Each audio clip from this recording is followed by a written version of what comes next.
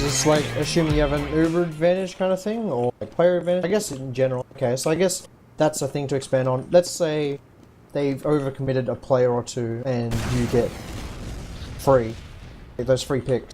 Like a lot of the time, they're going to be holding that shutter door, like on that left side there. So what I like to do is just call, okay, we're going through Z, because that's probably the most unpredictable spot, like, if you think about it. Because they're not really going to be watching this, they may be watching the right side, they're probably watching the left side. Or at most they have like one player there. Yeah, exactly. And like if you just send your combo through Z, aided with another player, and you have, I don't know, maybe a roamer just chilling here and spamming, or scouts in there, whatever it may be, you just get out here, a lot of the time they're just going to be standing in this general kind of area, and you can just jump aggressively. Depending on what players they have up, or like what players they lost rather, you can just either get kills here or just force them out, and then you've taken yard. Like it's really easy to push off second. Yeah, like the thing is, if you get like, if James just does that, you get out here for free and you jump like this, and you're putting pressure on them here, they either fall back through left, and then there's not much you can do about it, but they're out, or they fall back through right. And I'm not saying here that falling out through left is necessarily safer, because sometimes it's not, like especially if the demo jumps from left door or something like that. But if they're falling out through right, and as a roamer, you come out through probably here, because you've been in stairs, and you jump from like, you know, this wall or wherever, straight down into here, and you shoot like that, like you just shoot this area, they're falling backwards, they will die. Like, you may have to duel to get into that position, like the one scout that might be like, oh shit, I better stop this roamer. But, like, you can just get so many kills just by doing that, and then your team, like, just mobs. And that's obviously not specific to roamer, like, you can do it as scout. I know, like, you know, sometimes Ollie will, like, run down here and be like, hey, triple meat shot, you're all dead, that kind of thing. But, like, it's really, yeah, pushing out a second in a fast push can be really effective if you, like, get the upper hand. In a slow push, because it's such a big area, like it's so easy for you to cover this ground as they're retreating. So you can just win the round pretty much here almost if you know they've stuffed up a second push, and you just are extremely quick to react. Because like I'm constantly like Mike, come Z. As soon as they lose players, because I just want to be aggressive, catch them off guard, and just turn that point that we're on, like on second, into us on their second, attacking their last. Because it's such a quick flowing map. Yeah, I mean, the only other thing that happens if you're pushing out, like most likely, you may push out with a player advantage and both teams have Uber, and then you may like have an Uber fight here. That's unfavorable for them. If they really, do. a lot of the time, they're just going to fall out. Yeah, exactly. So they're going to be trying to fall out, and then either A, you get enough kills that you can push on into mid, or you force their Uber, and you can like push on into mid, or B, what happens is you're now holding yard with either Uber advantage, Uber disadvantage, or, you know. It's definitely more favorable than holding second, because I feel second is slightly more attack favored, just because it's so easy to get that stairs area, and then that just limits the positioning that the other team has, the defending team. It's also, like, not only that, it's also much more punishing. Like, if you lose a player there, they can just take stairs. Like, if your roamer dies for nothing, or if your pocket dies, or anything dies, like, they can just muscle you out. Like, it really is a point where you can muscle this point. Like, you can just outspam the other team and take it. And, I mean, yard's like that too. We were talking about that before. But the thing is, with yard, you've got a buffer. Like, after yard, they've got to get through... Like, they've got to get through this area, second. So, like, really, it's like, second is something of a fortress, and yard is, like... You know, that place filled with alligators and all sorts of other nasty things. This is a terrible analogy. I wish I hadn't started it. Point is, it's good. Try and get into yard. It's fun. You're safer. Everyone's happy. Let's assume that that player has respawned, but they're still down a different player. I mean, going into this left side, like they will generally not have this side sticky, but it's probably the easiest side to get into. So a lot of the time we'll just send, like, you know, a combo through here, maybe with the scout just playing with the medic. Your demo is going to be pushing on the floor. He's probably not going to be too aggressive. He's just going to be looking to take the ground slowly. Your pocket will probably jump up here and just be looking to spam them a bit. Or a lot of the time, what I like to do, if they're retreating really heavily, like if they're scared, I'm just going to be really aggressive with the Uber and just be walking forward, or like jumping forward rather. That was a jump there. And our medic's just going to be following me, and I'm just going to be looking to either cut them off over in that corner here, or if they've decided to like stick around, cut them off on the point, or wherever it may be, and just be extremely aggressive, try and just get something really favourable. Yeah, and there are a few things to point out with that kind of thing. Like, it's not like a rollout where everyone arrives at a certain time and there's a checklist of things that you should be trying to do and stuff like that. These these kind of situations are so free-flowing because if you've got a player advantage and you're already calling in yard, let's go mid, let's go mid, let's go mid, like your roamer may be already here and they already jump up onto right and be spamming them there and calling, holy shit, they're coming down through left, they're coming down through left. Or like your scout may rush and be like on them here, like he may run through their gap as they're falling back through left and then you'll jump like your demo from there onto them. Like really, like they're the kind of situations that make TF2 what it is. It's the situations where it isn't just like stock standard decision making, it's... And yeah, you make those different decisions on the fly. So like, as I said, we'll generally have our demo like just walking slowly. A lot of the time, our demo is going to be like, oh, I can do something really good here, and he's just going to jump, or he's not going to say that at all, and he's just going to jump and like do a ton of damage to them. And then I'll play slowly. It really just depends how your team wants to play, like how they're feeling right now. Yeah, and it's really just what's happening. Like in one situation, like one time, say both times, how am I gonna phrase this? So two separate different points in the map, right? 2 different rounds or whatever.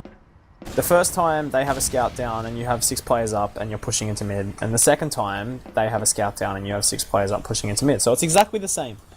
But for whatever reason, maybe the first time your roamer is further behind your scout and your scout gets into mid and rushes them there, and maybe they make the same decision or maybe they don't. But then the second time, your roamer is faster than the scout. Like, that totally changes everything, like, which makes it really hard for us to tell you what the right thing to do is, because really it just depends on where your players end up and where, like, their players are and the decisions that each of you make, and honestly, how many shots you hit. Like, a good push into mid can become a really bad push if a key player misses one shot, like one shot protecting your medic from that bomber, or misses the med to get the kill, or, you know, stuffs up a rocket jump and then jumps a second too late. Like, all of those things can totally change the point, and honestly it can mean you lose rather than you win. Like, it's yeah, that's what's exciting, I guess. And something you want to keep in mind is, if they are standing here, you don't really have many people coming through the catwalk, like ramp area.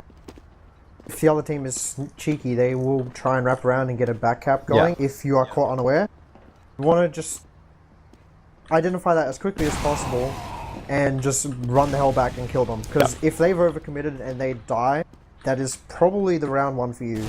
Whereas if you don't notice it until too late and they cap it, and that's a round lost for you.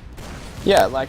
Because it's so easy to lock those doors down and just shut them from coming into... Yeah, ideally, like, you want to be making sure you check everywhere on a push out. Like, so you want to have one person check stairs and then come out, and you want to have, like, a scout come through this door, or a roamer, or your pocket, and then, you know, block off the other doors as you go through. But people can still sneak through. Like, honestly, I've almost made a career out of backcapping people, so... Like, you just have to be careful, and especially if it's a soldier. If you know it's a soldier in this second area, you're going to want to send more than just one player back to deal with them, like, most likely. Just because on this section here, if I stand here, watching this door, I can hear when you open that door. James, go open the door. Like, I can hear when he opens the door, and it's perfectly fine, and then I just poke around, shoot rockets. Like, it's so easy to do that, and you're blocking off both sides. And because this is so cramped, like, often whoever shoots the first rocket wins, and then there's a health kit right here. Like... So yeah, it's really easy if you lemmings players in to suddenly lose 2 or 3 to a roamer, and, like, honestly, it is a valid strategy to try and backcap. Like, backcapping is often something that people whinge about, and if all you're doing is looking to backcap, then yeah, it's pretty lame. But, like, I mean, if backcapping's gonna win you that round, do it. Like, don't be afraid. It's like body shots, man. Don't be afraid to be dirty. Yeah, it's like body shots. Like, people are like, oh, why didn't you hit a headshot, you noob? And it's like, well, I just killed 4 of your players with a body shot, so, you know, enjoy second place. And that's a pretty strong body shot. Must be like with the Mackinac or something. Jesus. Well, maybe 4 separate body shots, alright? Okay. Alright? Is that a problem? Is there a problem here? Well, I guess if they're all on 10 health and you body shot 4 people standing in a conga line. Ugh, fine. Alright? Fine. So I just body shotted your 1 player. I'm sorry, James, alright? God. Anyway. It's okay. So, I mean, that's pushing fast into mid. Pushing slow is something that often happens. That's like if they maybe fail a push into seconds, or, you know, you've got uber advantage. So, say there's two separate situations here, because one is like when they're set up in mid to defend against you, but you want to push. Like that's the situation, and one is Uber advantage and one is player advantage.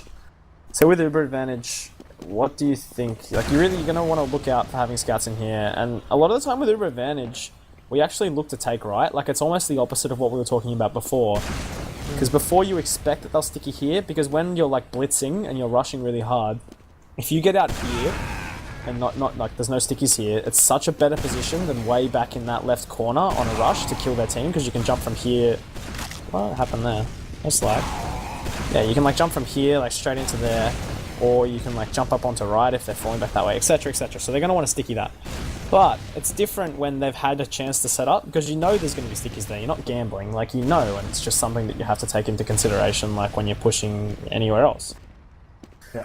So when we take this area, like, this is hard to talk about. When we take this area, often you go up top, James. Really? Yes and no. I mean, is this with Uber advantage? Yeah, or let's do Uber advantage first. I mean, Uber advantage, I'm probably just gonna like look to Uber in, maybe get a kill if we're lucky. Probably like a roamer's standing on like that left crate or above, being an idiot. Or there's a scout I'm gonna catch off guard.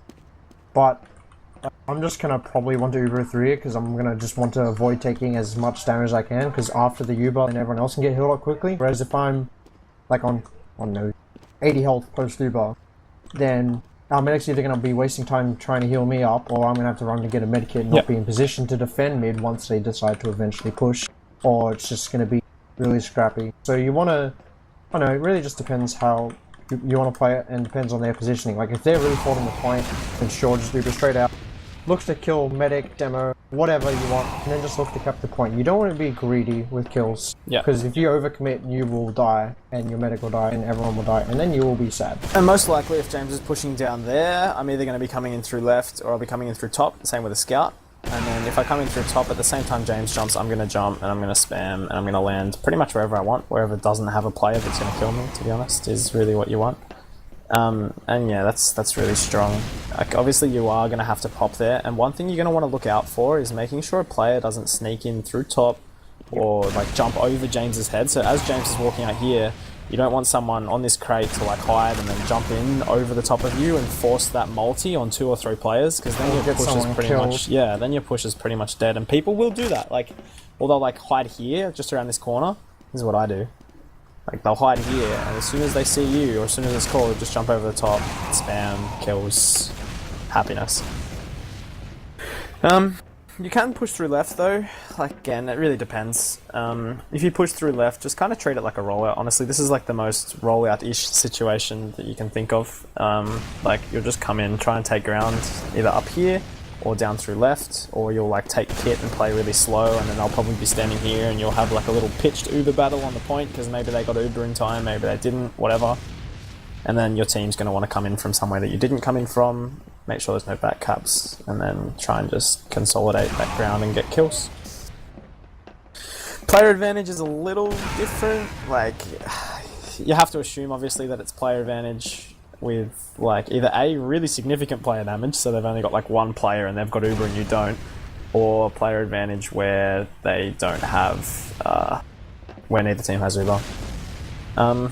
Really, you kind of treat it similarly though, except you don't have an Uber to like kind of probably just ball in more so. It's probably be more aggressive because they're going to be more scared, and you're just going to be able to probably take ground off them for free. You're not going to be looking to trade that much, because that, you know, makes it worse for them. So you're kind of just going to ball in, probably do a bit of blobbing, because if any of them come at you, they'll probably try and come at you. Die. Yeah.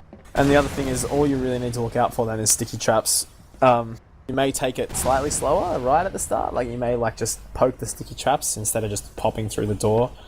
But like, I mean, apart from that, really you just want to get onto them sort of as fast as you can and try and make that player advantage a bigger player advantage. Or like what happens a lot of the time, especially in high level play, is you just posture a bit, and your presence in that area at all means they fall out.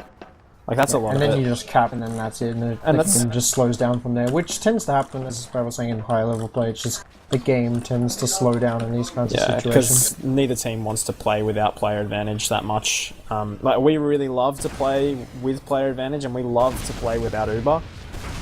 That's not the same for all teams. but nobody really likes to fight Uber disadvantage. Like unless, player disadvantage, unless you've got better, like heaps better spawns. And that's actually something that you can like kind of play along with as a roamer. And I mean, as any player, as a scout, I guess it works perfectly fine too. Probably not as a pocket, like it's a bit more risky. But when we've got player advantage, if it's at least 2 players, like I will often just come in before everyone else, because it kind of just proves that we're looking to push. Like if I stick my neck out and like jump someone but try not to die, or even honestly, even if I do die, most likely they're going to fall out because they know that my team is coming in right behind me. Like I would rather have that happen than risk us losing our team because they're sticking around. Like I'd rather throw myself away so that we take the point, even though we lost, like, you know, now we've only got 1 player advantage. If we take the point, then it's worth it, kind of thing. If that makes sense. Obviously, like, with all these situations, make sure you're like checking the camping spots, so like check these lights and check all that kind of stuff. Like if the room is like hiding in this little area, this crate here, or scouters, whatever. It's easy to get blindsided there, and we have been multiple times. Even the med kit, like that's somewhere that you'll just take for granted that there's no one going to be there. So come out and they kill you, yeah. And even also just check for that like delayed counter push.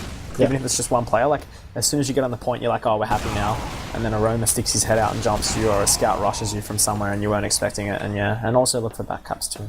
Yeah, as we said earlier, it depends on your team's strengths and weaknesses. I mean, a lot of the time, well, not a lot of time, some of the time, like let's say our demo's down, but he's got a decent spawn, like let's say he's got 5 seconds, and maybe our scout's down and he's got 5 seconds as well. If I know their spawns and they're only just really starting to cap the point, I'm going to be blocking the point with Uber, trying to force a multi, maybe get any picks if I can. Ideally, if I get a pick, that's great, and then I just either try and because then you just play for time, and then you try and get out or get behind them and just be annoying and draw them back, which is probably what I'll do a lot more often. Get a pick, get behind them, draw them back. The rest of my team respawns, they get heals, and their team is just like trying to flail around and look for me, and you just play like that. Yeah. So yeah, I mean, I think a lot of it depends on your respawn. Yeah. So it's a really different situation to say if you have 2 players down with a 12-second respawn as opposed to 2 players down with a 4-second respawn. In the case where it's longer, maybe you can still hold, because like an Uber lasts 8 seconds if it's just a single. And that's a long time, but you have to be really careful because like it's not 5 seconds and they're there, or 12 seconds and they're there. It's more like add an extra 3 seconds and then they're there. And in that time, like sure, you may be able to block the point, or you may be still sitting forward. Like you probably don't want to sit forward with a player disadvantage, even equal Uber. Like you just, like you can like get swarmed, and then you'll have players on the top and players behind you, and you'll get cut off from your spawners, and that's not a good thing. I think though, if it's like 3 seconds, like if it's a short spawn and it's just your demo down or your roamer down or even your pocket down, like you can still hold forward. Like you don't have to hold back. You don't have to bitch it out and just look to like, you know, retake the point. You really only want to retake the point if you have a lot of players down, and or at least 2, I guess. And the reason you do that, mostly, like, I mean, I guess different teams have different reasons, but my main understanding is, like, you know where they are. Like, that's a big part of it. Like, because you're a player down, you're less effective at watching everywhere, and, like, they're looking to push you. But if you're, like, especially if you're, like, falling back, like, say, they push in with the player advantage, this is probably the most likely situation. Sorry, I'm jumping around a bit. But say, if you're both at 85%, they push in with the player advantage, that is definitely when you fall out, get the Uber, and then recontest when you have it. But even if you've both got Uber, like sometimes it's just safer to hold back and then look to retake the point for 2 reasons. Like 1, your spawners are closer. Like that time you spent falling back is more time for your spawners to get closer to you and to be back in the fight and it not to be a player disadvantage anymore, preferably before the Uber finishes. And 2, like they're all here, like you know where they are now, they're on the point, they're not like sitting way back, you're not at risk of getting forced and then not being able to do anything kind of thing. But yeah, I think that's really the main thing. If you've got Uber disadvantage, if you've got Uber advantage, depends what players are down then, like honestly. If you've got Uber advantage but you've still got your pocket and like a scout on the Uber and they're like pushing into you, you can pop that Uber and look to kill their players, like yeah, that's fine. But yeah, I don't know, I guess it just depends who's dead. Like that's why it's kind of hard to talk about. And it really depends, like team for team. I guess what we can say, probably the best thing to say is, really work out what you're confident with and what you're comfortable with. And also on top of that, just like try to never give something up totally for free unless it's your only option. Like, if your best option is to fall out, and usually best option means that if you don't fall out, you're not going to be able to hold the next place. Like then, yeah, sure, give it up. Otherwise, you want to be trying to do something. Like, yeah, I think that's probably what I can say. That sums it up pretty well. Like, that's something we'll advocate a lot. It's like, don't try and give up a point for free if you can help it. Just because, like, you want to just slow them down, inch any little advantage you can, especially if you're defending. Like, if you're defending a lot of the time, you're just disadvantaged because the other team can just, like, throw players at you, play it slow, and you can be attritioned out of whatever position you're holding. Because you're more afraid to push than they are, basically. Definitely. And that's the same kind of thinking that leads to the whole don't lose players when you don't have to. Like, don't suicide for nothing. Like, the only player that, like, I mean, if you're going to suicide, you want it to either be A, to give your team position or space, and then obviously it's only worth it if they're able or capable to do something with it. B, to get another player down, or, like C, to make an advantage, not an advantage. Like, some players just, like, hold W all the time and try and do things. Like, it's a percentage play, but don't make a 20% percentage play unless you don't have another option, kind of thing, if that makes sense. Like, if it's only going to be effective 1 in 5 times, you only really want to do that if everything else is a worse decision. Because otherwise you're kind of just throwing your team away.